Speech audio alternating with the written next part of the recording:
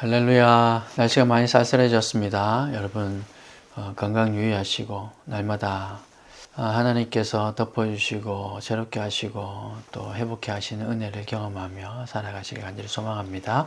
오늘은 마가복음 6장 30절에서 44절까지의 말씀으로 함께 은혜 나누겠습니다. 마가복음 6장 30절에서 44절까지의 말씀을 봉독해 드리겠습니다. 사도들이 예수께 모여 자기들이 행한 것과 가르친 것을 낱낱이 고하니 이르시되 너희는 따로 한적한 곳에 가서 잠깐 쉬어라 하시니 이는 오고 가는 사람이 많아 음식 먹을 겨를도 없습니다. 이에 배를 타고 따로 한적한 곳에 갈새 그들이 가는 것을 보고 많은 사람이 그들인 줄 안지라 모든 고을로부터 도보로 그곳에 달려와 그들보다 먼저 갔더라. 예수께서 나오사 큰 무리를 보시고 그 목자 없는 양 같음으로 인하여 불쌍히 여기사 이에 여러 가지로 가르치시더라. 때가 저물어가매 제자들이 예수께 나와 여짜오되 이것은 빈들이요 날도 저물어가니 무리를 보내어 두루 촌과 마을로 가서 무엇을 사 먹게 하옵소서. 대답하여 이르시되 너희가 먹을 것을 주라 하시니 여짜오되 우리가 가서 200데나리온의 떡을 사다 먹이리이까. 이르시되 너희에게 떡 몇 개나 있는지 가서 보라 하시니 알아보고 이르되 떡 5개와 물고기 2마리가 있더이다 하거늘 제자들에게 명하사 그 모든 사람으로 때를 지어 푸른 잔디 위에 앉게 하시니 때로 100명씩 또는 50명씩 앉은지라.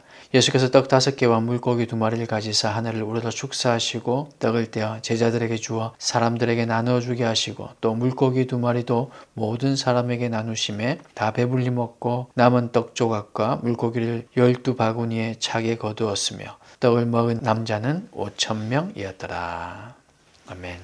오늘은 빈들에서 일어난 기적이라는 제목으로 함께 말씀을 나누겠습니다. 오늘 본문은 오병이어의 기적이 기록되어 있는 구절입니다. 너무나도 잘 아시고 또 너무나도 많이 들어본 각자가 또 묵상하는 은혜들이 많이 있으실 거라 생각이 됩니다. 오늘 이 본문으로 설교하기 위해서 너무 잘 아니까 그래서 또 여기에서 새로운 또 미처 깨닫지 못한 어떤 은혜들이 있을까 또 그런 사실들이 있을까 해서 또 몇 권의 주석서 또 강해서들을 펼쳐보는데 그 주석 가운데 한 권에 이런 구절이 기록되어 있었습니다. 이 본문은 주일학교부터 교회에 다닌 사람은 수없이 들어왔던 내용이다. 그러므로 오병이어의 본문은 설교를 하지 않는 것이 좋다. 이런 내용도 있더라고요. 그 말은 그만큼 사람들이 너무나도 잘 아는 내용이니까 제목만 들어도 벌써 식상해지고 무슨 얘기할지 다 알게 되지 않겠느냐 그런 뜻이 아닐까 생각됩니다. 그래서 오늘 본문을 통해서 은혜 받는 거 쉽지 않겠지만 또 우리가 잘 알지만 그래도 또 우리가 살다 보면 놓치고 있는 부분 들으면 알지만 내가 또 미처 생각하지 못하고 있었구나 하는 부분들이 있을 거라 생각이 되어서 또 겸손한 마음으로 하나님의 음성을 듣는 시간이 될 수 있길 소망합니다. 본문의 내용은 벳세다 들녘에서 일어난 기적의 내용입니다. 5,000명이 넘는 많은 무리가 예수님의 곁에 모여서 말씀을 들었습니다. 그것에서 오병이어로 떡 5개와 물고기 2마리로 그 많은 무리가 남자만 5,000명이라고 하면 여러분 다 아시는 것처럼 적게 보통 한 2만 명 정도로 추정을 하는데 그 많은 사람들이 먹고도 12강주리가 남게 한 기적입니다. 그 많은 무리가 먹었다는 게 중요하지 12강주리 남았다는 게 뭐가 큰 대수겠습니까? 12강주리 해봤자 그것도 몇 명 먹을 거예요. 근데 어쨌든 떡 5개와 물고기 2마리 가지고 이렇게 많은 사람들이 먹었다는 거죠. 예수님 계신 곳에는 언제나 기적이 일어났습니다. 예수님 계신 곳에는 언제나 기적이 일어납니다. 그리고 앞으로도 일어날 것입니다. 우리 심령 가운데 예수님 계신다면 오병이어와 같은 기적이 앞으로도 또 일어날 것입니다. 예수님은 기적을 일으키는 주인공이기 때문에 그렇습니다. 근데 이 기적들마다 공통점이 있죠. 사복음서에 모두 기록되어 있는 이 기적 이야기를 통해서 기적이 어떻게 일어났는가를 살펴보길 원하는데, 그래서 그 가운데서 우리가 또 은혜를 발견할 수 있길 원하는데요. 우리의 삶은 기적이 상식이 되는 삶이 되었으면 좋겠습니다. 정말로 우리 평생에 이 기적을 어쩌다 한두 번 체험하고 주님 곁으로 가는 것이 아니라 날마다 정말 이 기적과 같은 삶이 우리 가운데서 늘 일어났으면 좋겠습니다. 우리 삶 속에, 가정에, 교회에 늘 이런 기적이 일어나는 어떤 신비한 일이라기보다는 하나님께서 역사하시는 그 기적이 일어나는 것을 늘 체험할 수 있길 바랍니다.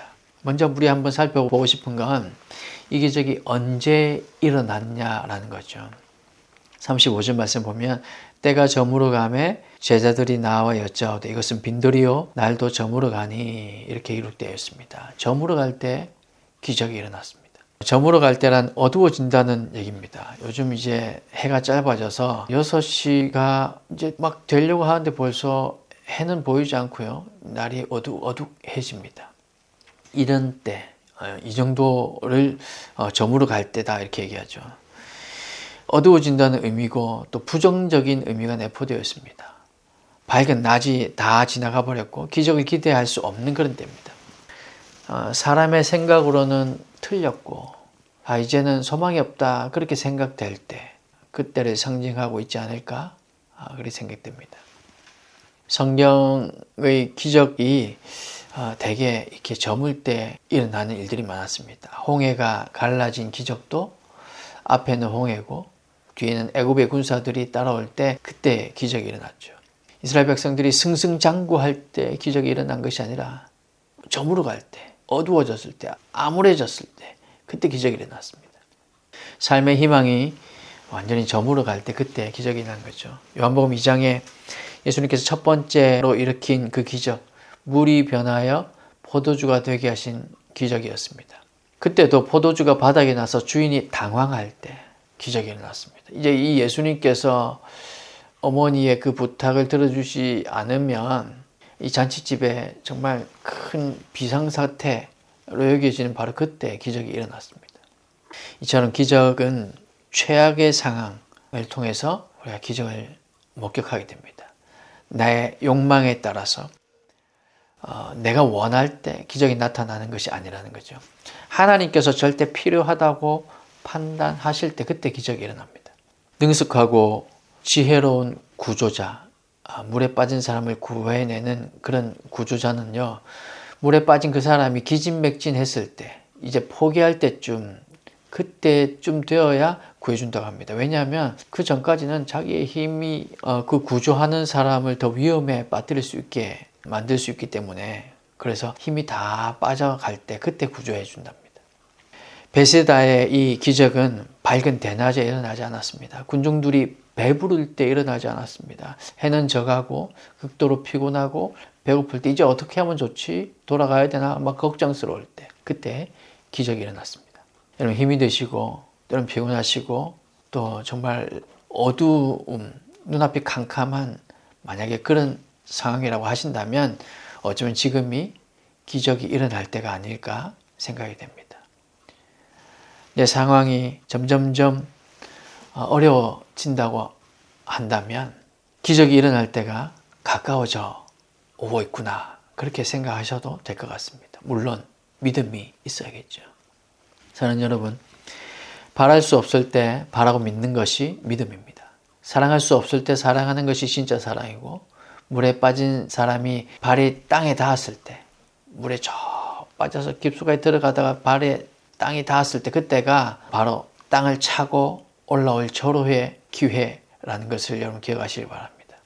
우리가 낮아지면 낮아질수록 절망 가운데 들어갈수록 이제 하나님께서 일하실 때가 되었구나 라고 생각하시며 믿음 잃지 마시고 지금 이제는 더 이상 바랄 수 없다 생각이 될 그때도 여전히 하나님만 붙드시기 바랍니다. 그러면 하나님께서 일하시고 그러면 하나님께서 일으키신 그 기적을 우리가 목도하게 될 줄로 믿습니다. 두 번째는 어디서 기적이 일어났는가를 또 살펴보고 싶습니다. 빈들에서 일어났죠. 그것도 역시 35절에 기록되어 있습니다. 여러분, 빈들이란 비었다는 말과 허허벌판이라는 그런 느낌을 갖게 하는 그런 곳입니다. 아무것도 없고 아무도 없는 곳. 그곳에는 하나님마저 계시지 않을 것 같은 그런 장소. 여러분 그럴 때 있잖아요. 정말 하나님이 나와 함께 계시는가? 그냥 날 내버려 두고 계시는가? 그렇게 막 느껴질 때가 있잖아요. 그래서 우리의 시선은 빈들을 향해야겠다 생각이 됩니다. 야곱도 베델 광야에서 그런 기분을 느꼈습니다. 두렵고 춥고 쓸쓸하고 적막한 그 베델에 하나님은 나타나 주셨고 야곱을 지켜주셨을 뿐만 아니라 땅 한 평 없던 그 야곱에게 가나안 땅을 주겠다고 그렇게 약속도 해주셨습니다. 그래서 야곱은 놀라 외칩니다. 창세기 28장 17절 말씀에 보면 이에 두려워하여 이르되 두렵도다 이곳이요 이것은 다름 아닌 하나님의 집이요 이는 하늘의 문이로다 이렇게 외칩니다. 빈들에서 야곱은 엄청난 기적을 맛본 거죠. 하나님과 자기 사이에 사닥다리가 놓여있는 그런 기적을 체험합니다. 이처럼 해진 후 빈들은 기적의 때고 또 기적의 장소입니다. 여러분 때로는 병들어서 육신의 질병으로 인해서 빈들을 경험할 때도 있을 것이고 물질의 어려움으로 빈들을 경험하게 될 때도 있을 것이고 인간관계가 어려워져서 빈들이 우리 삶 가운데 찾아와 있을 때가 아마 있을 겁니다.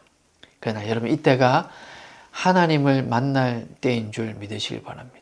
이렇게 우리 삶 가운데 빈들이 느껴진다면 이제 하나님의 역사가 일어날 때가 됐다. 여러분 그렇게 믿으셔도 될 것 같습니다. 사랑하는 여러분, 조용히 마음을 비우고 빈들의 심령이 한번 되어보십시오. 아무것도 없는, 아무것도 바랄 수 없는, 누구도 도와줄 수 없는 그런 빈들에 처한 그 심령이 한번 되어보십시오. 그곳에 분명히 하나님의 기적의 역사가 일어나게 될 줄로 믿습니다. 본문에 기록되어 있는 그 집회는 결코 실패한 집회가 아니었습니다.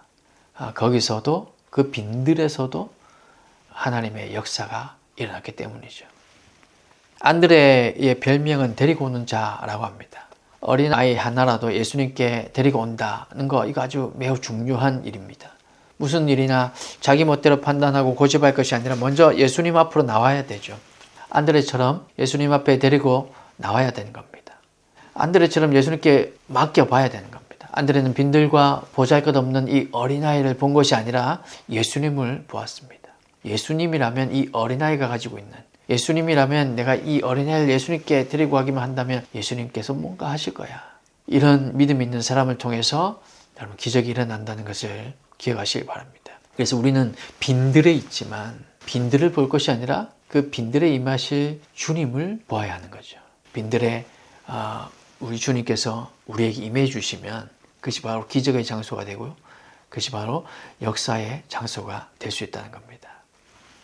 어느 화가가 무서운 풍랑을 만난 배 한 척을 그렸습니다. 어떤 화가가 그림을 그렸는데요. 풍랑 가운데 배를 그렸습니다.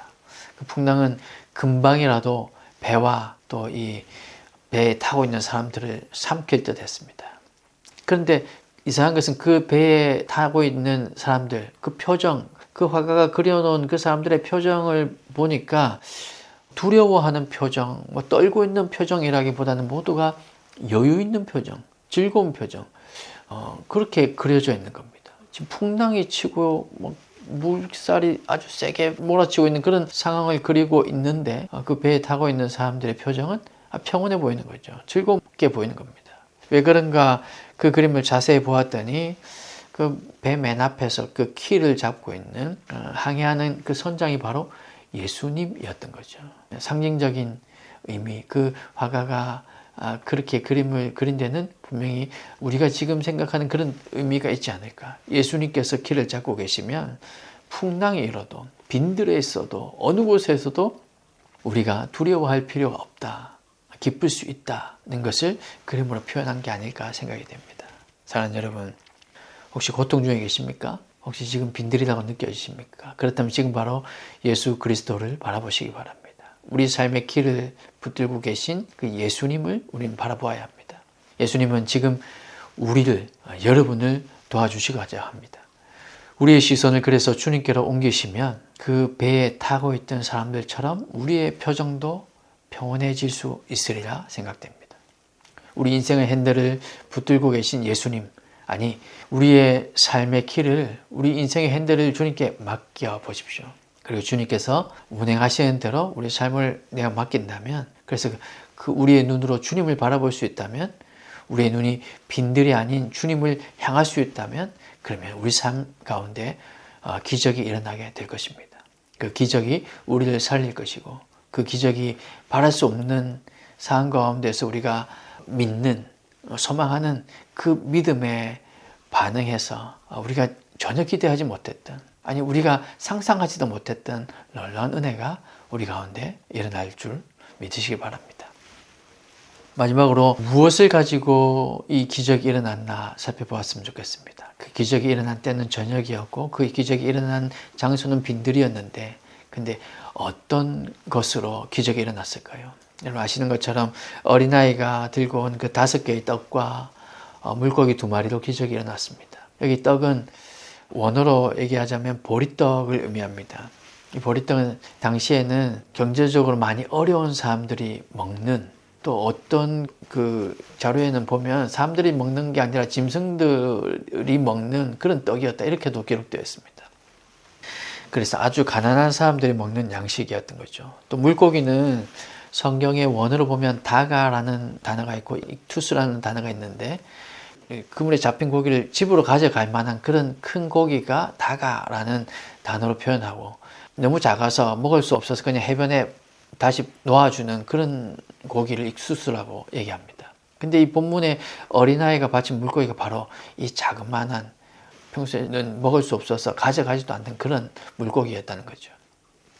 그래서 이 어린아이의 집은 아마 짐작하건대 무척 가난한 집안이 아니었을까. 그래서 아이가 그 예수님을 만나겠다고 사람들이 막 따라가는, 저기 나도 가겠다고 하니까 그 아이에게 먹을 것으로, 요기할 것으로 그렇게 보리떡 5개, 물고기 2마리 이렇게 싸준 게 아닐까 생각이 됩니다.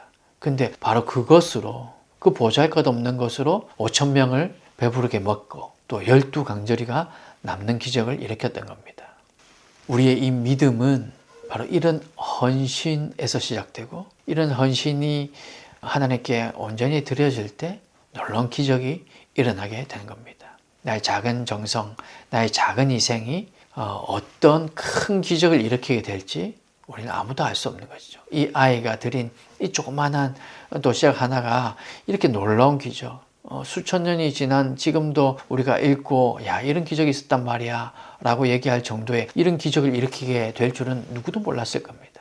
크다고 반드시 기적을 가져오는 것도 아니라는 것, 무조건 작다고 되는 것이 아니라 믿음으로 아깝지 않게 헌신하며 드릴 수 있는 그것으로 하나님의 역사가 일어난다는 것. 적지만 또 보잘것없지만 우리 정성과 우리 헌신이 예수님의 손에 들려지기만 한다면, 그러면 놀라운 기적이 일어나게 되는 것입니다. 먹고 싶은 것, 하고 싶은 것, 갖고 싶은 그런 자기의 욕구보다 다른 사람을 생각하는 마음, 예수님을 사랑하는 마음으로 그렇게 드릴 때, 그래서 그게 주님의 손에 들려질 때 기적이 일어나게 됨을 여러분 꼭 믿으시기 바랍니다. 사랑하는 여러분, 예수님은 어제나 오늘이나 영원토록 동일하십니다. 2000년 전에 그 빈들에서 저물어 갈 때 오병이어로 기적이 일어났다면 오늘도 그 놀라운 기적은 여전히 일어날 수 있다는 것을 우리는 믿어야 합니다. 왜냐하면 예수님은 영원토록 동일하시기 때문이죠. 뉘어뉘어 저물어 갈 때 아무것도 없는 그 빈들에서 가장 작고 가장 적은 것으로 기적을 일으키셨던 그 주님, 오늘도 변함없이 우리가 믿는 그 주님이시기에 우리도 오병이어의 이 기적, 성경에서만 일어날 수 있었던, 2000년 전에만 일어날 수 있었던 기적이 아니라 우리 삶에서도 내 삶에 저물어가는, 내 마음에 저물어가는 그때, 정말 아무도 도와주지 않는 빈들이라고 느껴지는 그때, 그리고 주님께서 우리와 함께 하신다면, 아주 작은 것이지만 주님의 손에 붙들려지기만 한다면 놀라운 기적이 일어날 수 있다는 것을 여러분 꼭 믿으시고, 우리가 어떠한 환경과 어떠한 상황 속에서도 주님만 바라보는 믿음, 그 믿음을 가질 때 기적이 항상 우리와 함께 할 수 있다는 것 여러분 꼭 기억하시기 바랍니다. 한 주간도 하나님께서 우리에게 어떻게 역사하실지 모르겠습니다. 또 한 주간 우리가 얼마나 저물어 가는데 혹은 빈들을 또 경험하게 될지 모르겠습니다. 그러나 그때마다 그 빈들에서 함께 하신 주님, 그 빈들에서 기적을 일으키신 주님, 그 작은 것으로 기적을 일으키셨던 그 주님을 꼭 기억하시고, 하나님, 제 삶에 날마다 주님께서 함께 하시는 기적 체험할 수 있도록, 항상 기적을 경험할 수 있도록, 이 기적이 주님께서 역사하시는 것이 내 삶의 상식처럼 날마다 체험될 수 있도록 은혜 베풀어 주시옵소서. 그렇게 고백하고 그렇게 소망하는 저와 여러분이 다 되시기를 주님의 이름으로 축복합니다. 기도하겠습니다.